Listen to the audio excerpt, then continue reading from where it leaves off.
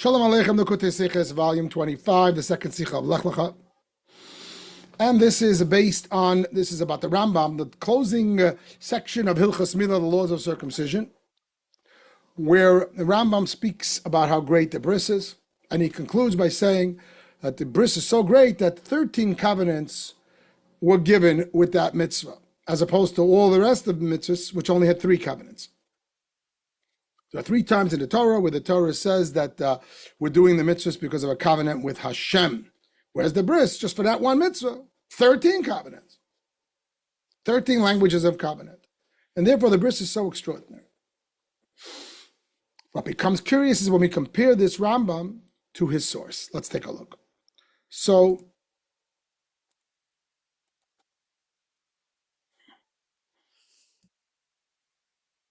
there is a Mishnah in the Tractate of Nedarim, which says this statement, that the bris was given with 13 covenants. It doesn't list the verses, it just says that's fact. The bris was given with 13 covenants. It's extraordinary. However, the Talmud, the Gemara, the Jerusalem version of it, on that Mishnah in Nedarim, elaborates, as the Talmud often elaborates on the Mishnah, and says, you know what the 13 covenants are? As stated. And he starts saying the following. On that day, Hashem made a covenant with Abraham, which is a verse in chapter 15 in Bereshis, in Genesis, until and I will establish my covenant with Isaac. This is bookends. That if you go to Chumash Bereshis, and you open up chapter 15, verse 18, there will be the first verse about covenant. And if you continue going through the text carefully all the way to chapter 17, verse 21, you will find 13 covenants. Rambam, whose source is obviously that Jerusalem Talmud, says the same thing as the Mishnah. All mitzvahs were given with 3, circumcision with 13. But he doesn't suffice with that. He delineates exactly all 13. He gives us verses. He don't want to leave anything up to chance. But by doing so, he creates a big problem. Because Rambam's first verse is not chapter 15, like in the Gemara, like in Jerusalem Talmud, but rather chapter 17. So what's going on here? This is like a huge problem for the Rabbi. Which one is it? The Rambam source is the Jerusalem Talmud. Jerusalem Talmud says chapter 15. Rambam says no, it starts with chapter 17. How do you reconcile Rambam and his source? And the commentaries struggle with this. The Rebbe is not the first one to ask this question. And the commentaries, as we see in the Sicha, give us 3 different suggested answers, but the Rebbe vetoes them all. One of the answers that's given by some commentary is that the mistake crept into the Jerusalem Talmud. We know that this is way before the printing presses, obviously, and everything was copied by hand from one copy to another, and there are many instances of mistakes, and that's why very often we find that there are different versions in these ancient works. Say some of the commentaries, it has to be that the Jerusalem Talmud, the quoting verse, chapter 15, is a mistake. And that's why Rambam did not quote it. Rambam starts his first verses, chapter 17, because that's the version that he had of the Jerusalem Talmud. And that would even everything out. It's wonderful. But the Rebbe doesn't accept that answer because the Rebbe says if you look at many of the commentaries, especially the original, the Rishonim, the early commentaries, who are big authorities for us, they all quote the Jerusalem Talmud as is. That he quotes chapter 15. So we're back to our question. Why does Rambam deviate? Then there's another answer that says, well, Rambam deviates from the Jerusalem Talmud because that verse in chapter 15, you see, is not talking about the bris. It's talking about the bris ben absarim, the covenant between the pieces, which happened some 30 years before the actual bris. The bris was at 99. The covenant between the pieces, chapter 15, verse 18, is when Abraham is 70 years old. It's 29 years before, and it's a whole different discussion. It's not about the covenant of the bris, it's the covenant between the pieces. Hashem promised you'll be my people, you'll be slaves in Egypt, you'll come home, you'll, etc., etc. Very important covenant, but not the bris. And therefore Rambam, when he wants to speak about the bris specialty, he omits that verse. That's an answer that some of the commentaries give, but the Rebbe says that's very much less than satisfactory. Because if that's the case, why did the Jerusalem Talmud in fact include it? And what is the Rambam source? He's smarter than his source. He's smarter than the Talmud. That doesn't make any sense. He decides on his own that he doesn't want to quote the verse from chapter 15 because it's talking about a different covenant. He only quotes 13 verses from the bris. The Jerusalem Talmud didn't know that. Plus, if there are in fact 13 verses in the Torah about the bris itself in chapter 17, as Rambam points out plainly, there are 13 verses in chapter 17. What does Jerusalem Talmud do with that? Jerusalem Talmud should have therefore said that there are 14 covenants, if he's including the one from chapter 50. Then there's a third way the Rebbe approaches it. It's similar. It's a different side to the same coin. But there are some commentaries that say that actually not all 13 verses from chapter 17 that the Rambam quotes should be counted as separate covenants. Some commentaries say, for example, that verse number 10 shouldn't be counted because this says, he has nullified my covenant. Number 10. This is not another form of covenant, it's actually a nullified covenant. And therefore that one would not be counted. Others say that 11 and 12 are actually in this, 11 and 12, they're in the same verse. They're both in verse 19. So it's sort of a duplication and you don't count them separate, you count them as one. So this is from other commentaries, Achreinim, later day commentaries, who say that Rambam's 13 verses don't really add up to 13, they only add up to 12. And therefore, the Jerusalem Talmud brings one from chapter 15. But this still begs the question, but Rambam still maintained that these are the 13. So he doesn't agree that it's a duplication or that you omit 10. He counts these 13. So how could he disagree with the Talmud? Why would he disagree with the Talmud? And which one is it? Clearly Rambam maintains that we count these 13. But if you look at his source, he counts one from chapter 15. Which would give it a total of 14, not 13. So the whole thing is problematic, and all these answers don't really seem to satisfy. Where do we go from here? It's a very plain question, and it's a strong question. And again, the Rebbe is not the first one to ask it. It was asked by many commentaries. So let's recap thus far.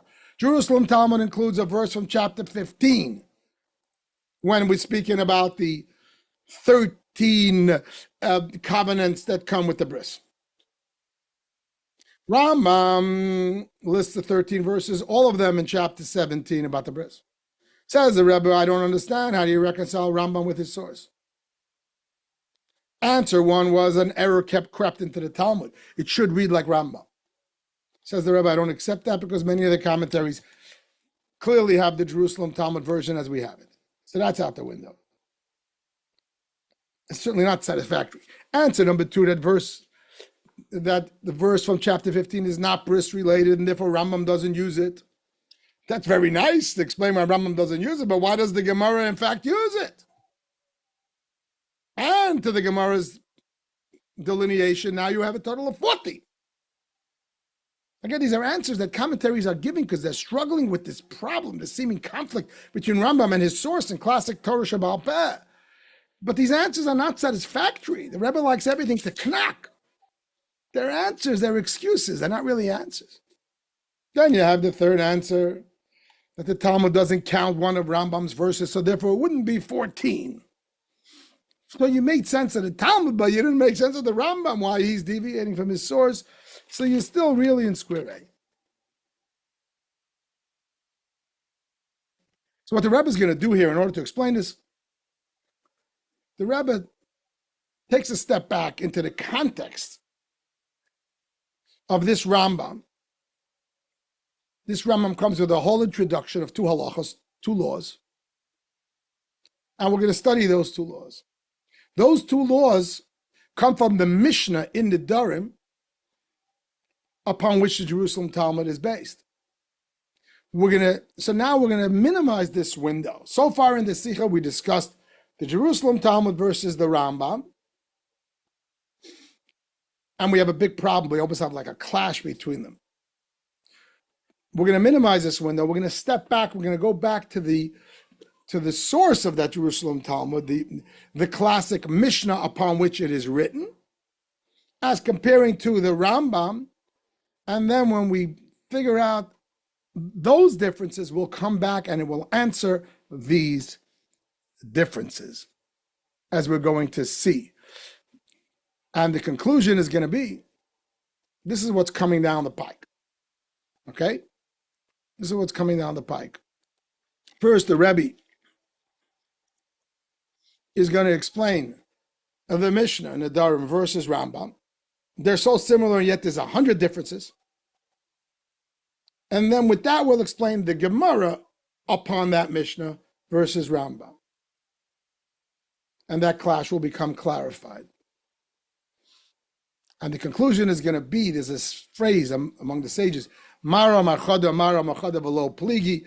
Sometimes you have an argument in the Talmud, but they're not really arguing. They're just saying different sides of the same coin, different angles. They're making a different point. And therefore they seem to be arguing, but they're not really arguing. Says the Rebbe, that's going to be the Rebbe's conclusion. That it's impossible that Rambam argues with the Jerusalem Talmud about which verses of the 13. Clearly they both agree that it's the same 13 verses. And yet the Jerusalem Talmud opts to include a 14th as the introduction. That's going to be the conclusion of the Sicha. That first verse from chapter 15 is not really one of the 13. And Rambam wants to make sure that we know that, and that's why he delineates the 13. He's not leaving it up to chance. Because remember, in the Talmud, it's not delineated. The Talmud just says, from here till here. Says the Rambam, let me tell you which 13 verses they are. They're all from chapter 17, because that's where it discusses bris. However, the Jerusalem Talmud does include an introductory verse from chapter 15, which is not really talking about bris per se. It's talking about the covenant between the pieces. It's talking about the general covenant that Hashem made with the Jewish people and Avram some 29 years before. The Jerusalem Talmud feels the need to include that as an introduction. It's not one of its 13, though. And Rambam does not include that introduction because Rambam's purpose in this discussion is slightly or very different from the purpose of the Jerusalem Talmud, as we will see. But to know that, we have to step back and understand the context. What's the Jerusalem Talmud talking about? Talmud is always based on a Mishnah. So what is the Mishnah talking about? This is the Mishnah in Nedarim. And then we're going to see how Rambam quotes that Mishnah, but makes numerous changes, which beg for clarification. Once we make those changes, those clarifications, we understand that Rambam's purpose and the Mishnah's purpose are not the same. And that'll answer our question. So we'll get back to this. But for now, let's minimize that window and let's focus on the Mishnah and on the Rambam based upon it. So this is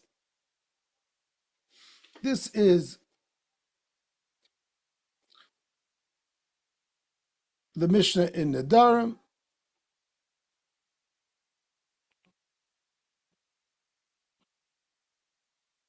And the Mishnah says 6 things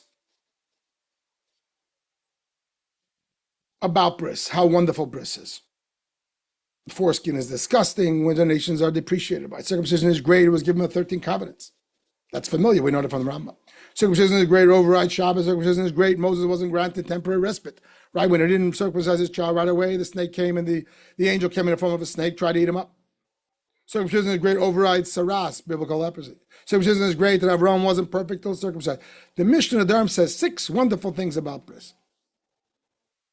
And the Jerusalem Talmud that we just studied is a commentary, if you will, on item number 2 on this list. Now, what are those 13 covenants, etc., etc. Just to understand context of this Mishnah, because it's very important to understanding the Sicha. What is this doing in Nedarim? Nedarim is a tractate about vows. Why would be in the tractate about vows discussing this specialty of circumcision? So you have to read it. The Talmud, that particular chapter, speaks about the fact that if a person vows that I will not take benefit from anyone who's uncircumcised, that means a Gentile even if they're circumcised. It does not mean a Jew even if they're not circumcised. That's the context. Again, somebody says, I will vow not to take any benefit from someone who's uncircumcised. I vow from the uncircumcised. It's as if he said from Gentiles. Even if they happen to be circumcised, they're called uncircumcised. Even if the Jew is not circumcised, why would he not be circumcised? Maybe he didn't know about the mitzvah. Or sometimes if two of his older brothers died from circumcision, you never give the baby any more circumcisions, the future brothers, because it's considered death. So legally, he didn't have a circumcision. He's still called circumcised. And that's what the Mishnah explains, that the Jewish people are so special. Circumcision represents Hashem's relationship with the Jews as opposed to the Gentiles. It's 13 covenants, it overrides Shabbos. The Mishnah goes on and on how special circumcision is, but it's in the context of the fact that if I vow against the uncircumcised, that's as if that means that excludes Jews. Every Jew is considered circumcised, no matter what. Now we have 6 items in that Mishnah. Then we come to the Rambam. The Rambam in his 2 closing laws, law 8 and 9, quotes a bunch of them, but not all of them. And, right, take a look at Rambam law 8. The foreskin is disgusting, the Gentiles are depreciated. So far, that's the same as the Mishnah. Circumcision is great. Everyone was considered perfect till he was circumcised. That's in the Mishnah. Oops, in the Mishnah, it's number 6. Here it's number 2. Then the Rambam says from Pirkei Avos, one who breaks the covenant, even if he has many mitzvahs and Torah, has no share in the world to come. Where is this coming from? This is not in the Mishnah in the Darim. This is the Mishnah in Pirkei Avos. Why is Rambam suddenly bringing in an outside Mishnah? He seems to be quoting the Darim. The next law, circumcision is severe because Moses wasn't granted even temporary respite. All right, this is a quote from Rambam's item number 4, and it's sort of in place, if you will, in order of the thing. Then all mitzvahs were given in 3 covenants, circumcision in 13. This is quoting item number 2. Yeah, but out of order. It turned it into item number 5. So this becomes the Rebbe's questions now on Rambam. On the Rambam vis-a-vis his source, the Mishnah in the Darim. First of all, why does he divide it into 2 laws? The Mishnah is 1 Mishnah. Rambam has 2 laws. Second of all, he completely revises the order. If you look on top, when items 1 through 6, I numbered them based on Rambam's placement. So item number 1 is still number 1, but item number 2 becomes 5. That's a huge deviation. That means it's later on the list. It's less important than what have you. Item number 3 and 5, he completely omits. Item number 4 pretty much stays where it belongs. Item 6 goes all the way to the top. Like, why would you reverse from 2, move it to 6, and from 6, move it to 2? He's flipping everything around, and he's omitting 2 things, and he's adding 1 from Avos. This is a very big question. Question 3, why does Rambam replace the word great with the word severe in Law 9? Circumcision is severe. Remember, he seems to be quoting this Mishnah. This is clearly his source. In the Mishnah, it says 5 times over, circumcision is great. Rambam has to change it. No, circumcision is severe. Why does it have to be so original? Normally, that's what he does. He quotes his source. To the Rebbe, this is a very important nuance. All of these are. And then this is an interesting nuance too. The Mishnah doesn't compare bris to all the mitzvahs. Rambam does. Look at item number 2 in the Mishnah. Circumcision is great that it was given with 13 covenants. It doesn't say, as opposed to the rest of the mitzvahs that were only given with 3. It doesn't say, I'm better than you. It just says, I'm great. Whereas Rambam says, circumcision, all mitzvahs were given with 3, and circumcision were given with 13. Again, a deviation from his source. An important deviation. He creates suddenly a comparison. To be sure, he has a source, that this comparison is made in the Gemara Brachas, in the Talmudic, the Babylonian Talmud, but not in this place. So these are all important questions on the Rambam when you compare it to his source, the Mishnah in the Darim. Says the Rebbe, the first explanation the Rebbe wants to give is that every mitzvah has what's called the gavra, the relationship to the person observing it, and the chefza, the object of the mitzvah itself. You know, to give a bad example, I want to describe a car. Is it a good car or not a good car?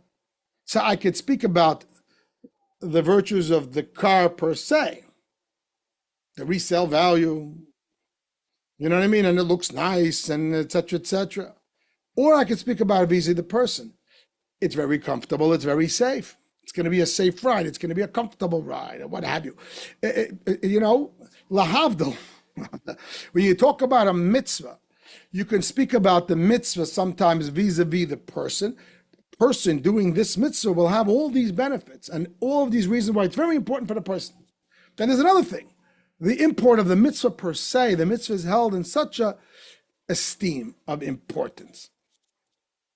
And very often in Torah, we make that distinction between these two. Says the Rebbe, that might be the explanation of the division between Law 8 and Law 9.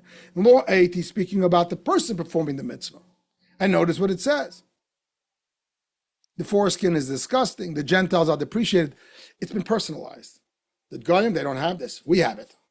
So there's something special about the fact that we have the bris. It's speaking about the bris's contribution to us as a person. Circumcision is great. Avraham wasn't considered perfectly circumcised. Again, speaking about the person. And Rambam therefore throws in from Perkei Avos a very important statement that if a person breaks the bris, he's harmed himself. He will not get a share in the world to come, even if he has everything else. So you're talking about the person. You're talking about the pluses and minuses of us as Jews vis-a-vis our holiness with Hashem versus the Goyim, our perfection, or a share of the will to come. If we do this mitzvah or we, God forbid, don't. Very much Gavra-oriented, very much focused on the person. Whereas in Law 8, this is about the mitzvah itself. Look how strict this mitzvah is. Moses wasn't granted respite even for one moment. He postponed the mitzvah. The snake came in the form, the angel came in the form of a snake to get him. This mitzvah is very severe. So watch out. All mitzvahs are given in 3 covenants, circumcision in 13. Again, highlighting the import of this mitzvah. It's put on a pedestal. So it's speaking in a sense about the mitzvah per se.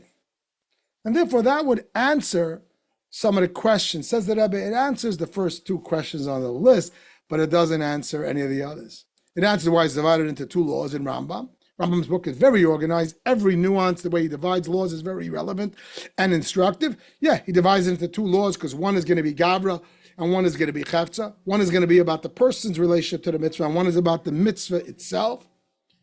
Okay, that does justice. It also answers the next question of why he revises the order.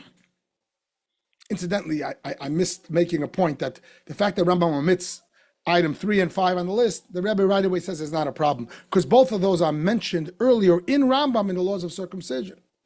Item 3 and 5, that circumcision overrides Shabbos and biblical leprosy, are already written in Hilchos Milah earlier. There's no need to repeat them. So those two are off the table. But we're wondering about the revised order and the addition of avos now that we decided that it is regarding Gavra versus Chefza.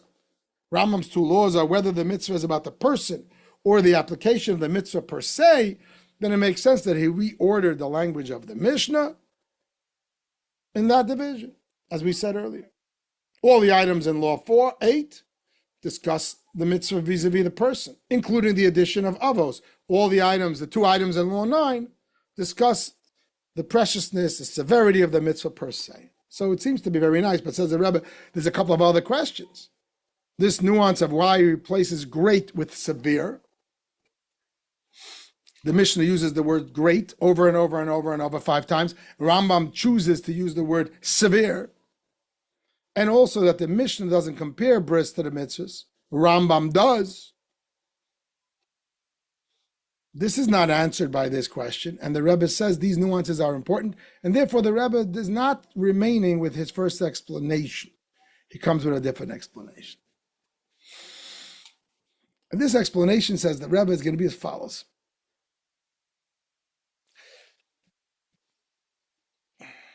There are 2 aspects in the mitzvah of bris. There's the general covenant, and there's specific application of the covenant through the action of the bris. And the Rebbe gives 2 examples of 2 other mitzvahs in the Torah, which have a general spirit of the mitzvah and then a specific actionable part of the mitzvah. What are the 2 examples that he gives? One is prayer. In the Torah, nowhere does it say thou shalt pray. It says you should serve Hashem with your heart. So we know it means prayer. When do you do that? So in a sense, the mitzvah of serving Hashem with your heart is a general mitzvah. You do it all the time. Anytime you think about Hashem and you feel a love for Hashem or what have you, the service of Hashem is constant. However, the actionable, instructionable part of the mitzvah is the fact that you pray 3 times a day. Another example is the mitzvah of tshuva. It's a mitzvah in the Torah. It's one of the 613 mitzvahs to do tshuva. When do you do it? In a sense, you're always doing it. As any time you're trying to fix your behavior, you're trying to, curb your yetzer hara and trying to fix bad habits. Teshuvah is something that we're really, in a sense, constantly involved with, or very often involved with. However, the actionable instruction that I did, the mitzvah of teshuvah, is the mitzvah of vidui, the confessional, which is said every day after Shemona Esrei. And then many times on Yom Kippur, there's an actionable part of teshuvah, which is an action. It's done through words. Words in Torah are considered actions, not just the general attitude shift of teshuvah. So we have 2 examples of 2 mitzvahs, prayer and teshuvah, where there is a general spirit of the mitzvah, but then there's the specific action of that mitzvah. Says the Rebbe, bris is another good example of that. Notice these are all very general mitzvahs, very fundamental mitzvahs. Bris, Hashem made a covenant with Avraham and all his children. In one sense, the bris is a general principle. You're mine and I'm yours. We're connected. The spirit of the bris is when? It's always. It's not just when the baby's 8 days old. It exists even with women who don't do a bris. It exists even with someone who never did a bris, maybe because they can't, because their 2 brothers died for bris. This is a covenant that Hashem made with the Jewish people. We're in a covenant. However, the actionable part of that mitzvah, when you can actually do something and make a blessing that you're doing the mitzvah in action, that's the bris at the 8 days. Says the Rebbe, that's the distinction between Law 9 and Law 8 and Law 9. Halacha ches and halacha tes in the Rambam. Halacha ches, Law 8, he's speaking about, I'm calling it the spirit of the law. This is the general covenant. Hashem made a covenant with Avraham. And that defines the Jewish people as a people. Which Jews? Every Jew. Even the Jew who didn't have a bris. Because they couldn't. It doesn't matter. The Rebbe doesn't say this in the Sicha, but perhaps that's in the sense of the women. They're in the covenant. They don't have to have the action of the bris. They're in the covenant. And therefore, all the items in Law 8 speak about the bris as a central connection of the Jewish identity. Take a look. If you don't have a bris, that's something that the Gentiles, it's a Gentile thing, it's a Goyish thing. It differentiates Jews from Goyim. It's a very central thing. The foreskin here referring to the fact that he didn't have a bris, he didn't enter into the covenant. It's a Goyish thing. It's a fundamental problem. It's not a specific problem that he didn't do this mitzvah. Circumcision made Abraham perfect, which is again very central. His perfection, he became a perfect Yid. And further, in the same vein, Pirkei Avos says that I could have all the mitzvahs in the Torah. I can be a Torah scholar. I can be observing so many mitzvahs. I didn't do this mitzvah. Obviously, if I didn't do it on purpose, I will not have a share in the world to come, indicating, wow, bris is so central to Judaism. It's so central to the relationship. The guy has all the mitzvahs under his belt. He doesn't have this. It's a problem. So all of these 3 have a common denominator, that Law 8 is teaching us the general covenant that bris represents, but the general covenant of it, it's central. It makes you complete. It makes you a Jew and not a goy, and it gives you a share in the world to come. And it overrides everything, because it's not about the specificity of the action. It's about what the bris represents, the connection. Either you're a Yid or you're not a Yid. That's huge. But then in Law 9, Rambam says, I want to get down to details. This mitzvah is very central and very fundamental in terms of the fact that it's a covenant. But there's an actionable part of that covenant, and that is that you have to take the baby at 8 days old and give him a bris. And that mitzvah is very important. And that's why he uses the word circumcision is severe. Severe is legalese, you see. He deviates from the Mishnah, which says circumcision is great. Circumcision is great is a language of, general import.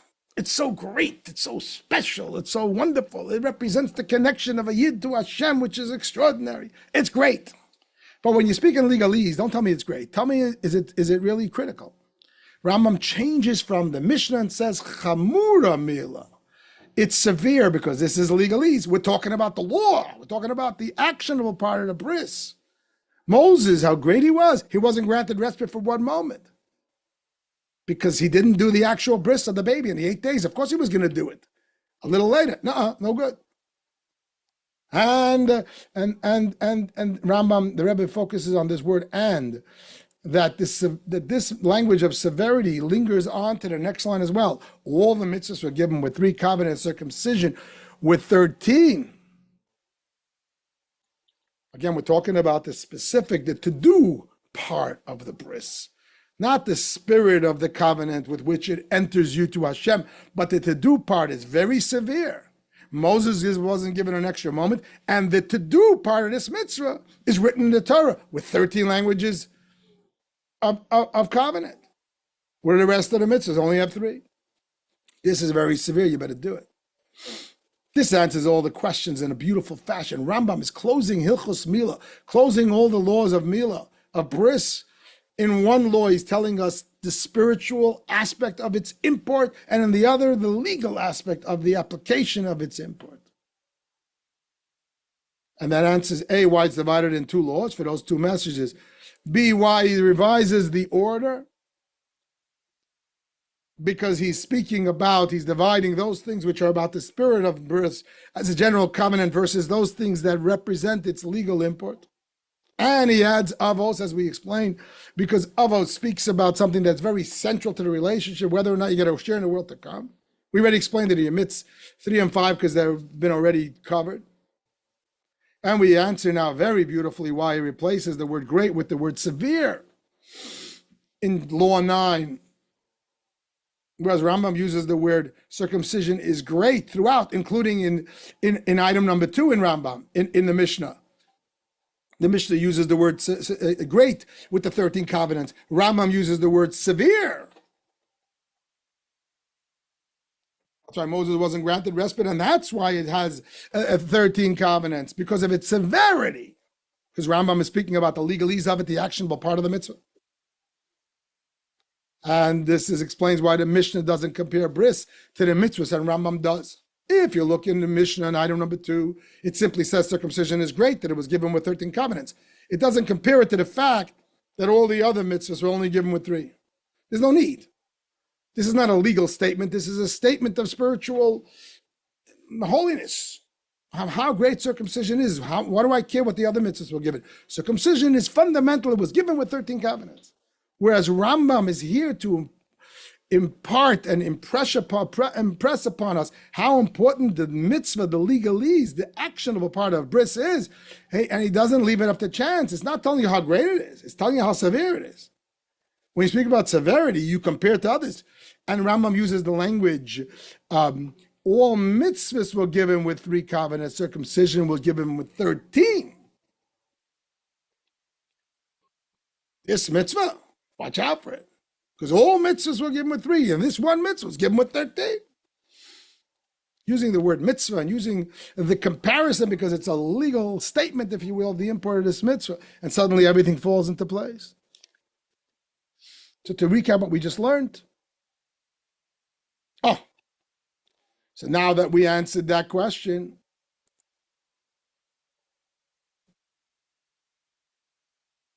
now that we explained the difference between Rambam and the Mishnah in the Darim.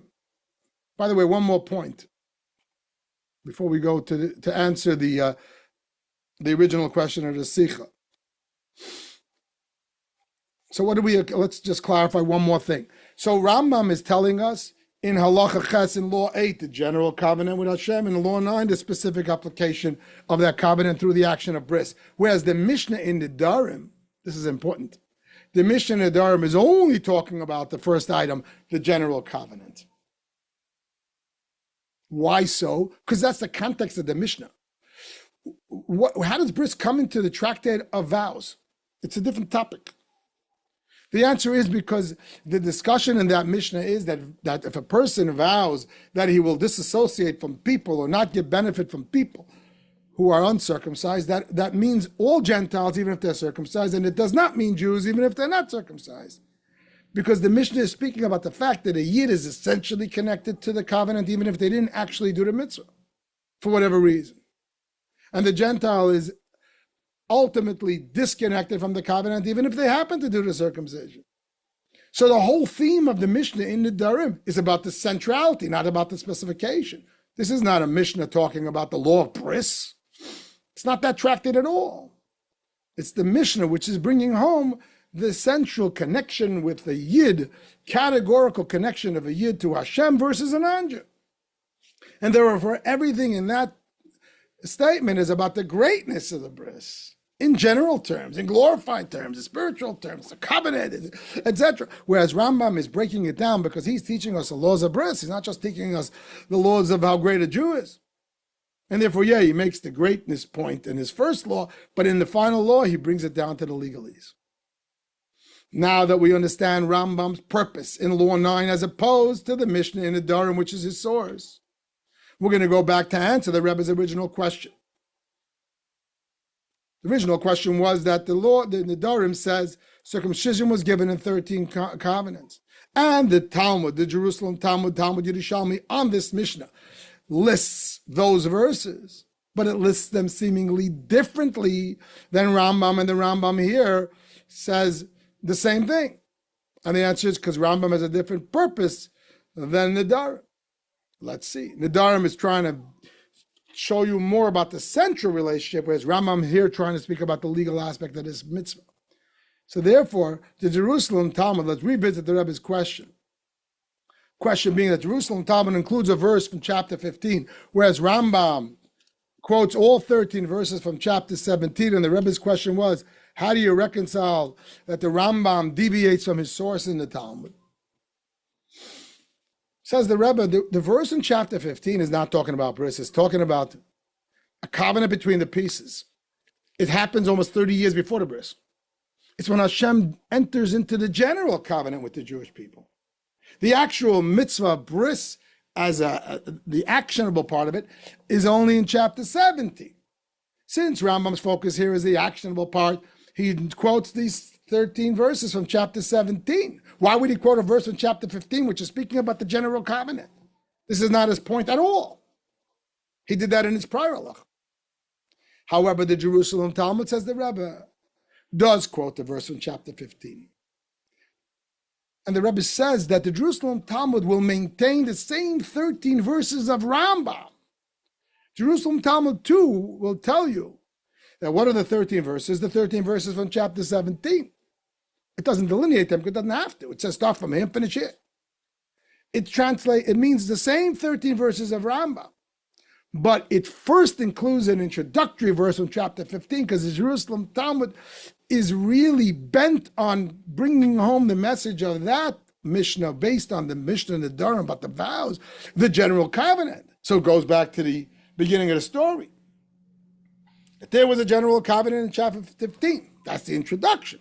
And based on that, Hashem gave him a bris in chapter 17, which has 13 verses. So really, they're the same 13 verses, except in the Darim, it includes the introductory verse as an introduction to the covenant, because the general covenant is the theme of that discussion. Whereas Rambam omits that. The Mishnah and the Talmud are discussing the general covenant. So they include an introduction of the covenant between the pieces. Rambam is discussing the specific bris application of the covenant, and therefore he omits it.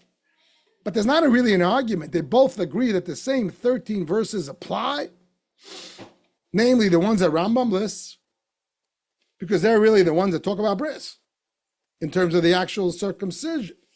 However, the Jerusalem Talmud makes a point to give the introduction, because Jerusalem Talmud, even though it's speaking about the specialty of bris, it's speaking about its context in the general covenant. When did that begin? In chapter 15, when Avraham was first connected to Hashem with the general covenant, which will only 29 years later be actualized through the mitzvah of the specific mitzvah of bris. The Rebbe says further, why is it that Hashem made a bris with Avraham, and only 29 years later did he tell him how to do that bris? Why didn't he do it at the same time? Says the Rebbe beautifully, because that's exactly the point. Hashem is telling us that this bris, of course, there's an actionable way to do it, and it's very important to do it. Namely, to take the baby and give him a bris. But this bris is something that's inherent. And even a Jew who never got it because they couldn't, maybe because two of their brothers died. Or maybe perhaps you can also say that women, they still have the bris. The bris is a fundamental, essential bond between Hashem and the Jewish people. To bring this home, the Talmud, to bring this home, Hashem first made the covenant with Abraham 29 years before. It didn't involve an actionable part. It was just a spiritual covenant. From now on, henceforth, you and your children, you're mine. How? What? Nothing. What do you have to do about it? Nothing. We are one. A yid doesn't become a yid because they did bris. A yid is brist without having a bris. And that was true with the first Jew. For 29 years, he was in the covenant without doing the bris. Bringing home the bris is an essential bond. This is so beautiful, and it's right there in the Sicha. You can miss it. However, in the end, but in Rambam, which is this in this particular entry, he's not talking about the central bond. He's focused on the specific call to action of the mitzvah, of the legalese, and its severity. He omits the introduction, because that would be a distraction. And he goes straight to the 13 verses, but he delineates them exactly because the Talmud in the Yerushalmi does not. Yerushalmi just says count from here to here. And if Rambam didn't do what he did, we wouldn't know this whole Sicha. We wouldn't understand that the actual 13 are in chapter 17.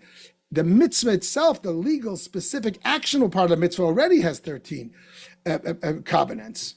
Whereas the one in chapter 15 is the overriding introduction for the spirit of the mitzvah. And therefore, it all comes together beautifully. And to sweeten this up, there's a nuance here. We said before, Rambam says all mitzvahs were given with 3 covenants and the bris with 13. In the Mishnah Nedarim, it doesn't make the comparison. It just says the bris was given with 13. It doesn't speak about the flip side. But, so where did Rambam get this idea? He has to have a source. It comes from the Talmud in Brachas, where it speaks about the fact that in our benching, in the second paragraph of Lecha, we say, we evoke the bris and Torah. The bris that you stamped on our flesh and the Torah which you taught us. Why would bris be listed before Torah? Says the Talmud in Brachas, in Tractate Brachas, because bris supersedes Torah. Bris was given with 13 covenants and Torah only with 3. But notice the difference between the language in the Talmud and the language in the Rambam.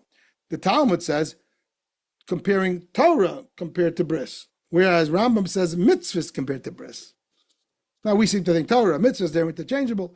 To the Rebbe, everything's got to be precise. Why would the Rambam deviate? And if you're going to think, well, Rambam is just being general, he said mitzvahs, he means Torah, it's the same thing. No, if you look in the laws of brachas, where Rambam brings that same law, in the laws of benching, explaining that same principle of why in the second paragraph of benching, we preface bris to Torah. He says the Torah was given in 3 covenants, bris in 13. He doesn't say mitzvahs. And why not? He's true to the source. Why should he deviate? But for some reason, when it comes to Hilchas Milah, in our section, the laws of bris, Rambam chooses to come up with an original language. All mitzvahs were given in 3 covenants. This begs the question. Says the Rebbe, don't you get it? Because Rambam is explaining why he separated the 2 laws and why he uses the word severe and why he's not into quoting the chapter 15 verse here, that introduction. We're not talking about the general bris. That's very nice and very important, very special and wonderful. And that's the prior paragraph. But we're learning the laws of bris. And the bottom line is, I want you to know you better do this mitzvah and you better do it in its actionable way and don't mess up and be practical about it. This is a to-do section. And therefore he speaks about the mitzvahs. All the mitzvahs are given with 3. This mitzvah is greater than all the mitzvahs. We're talking about the mitzvah in the narrow sense of the actionable part of the mitzvah, not the spirit of the mitzvah.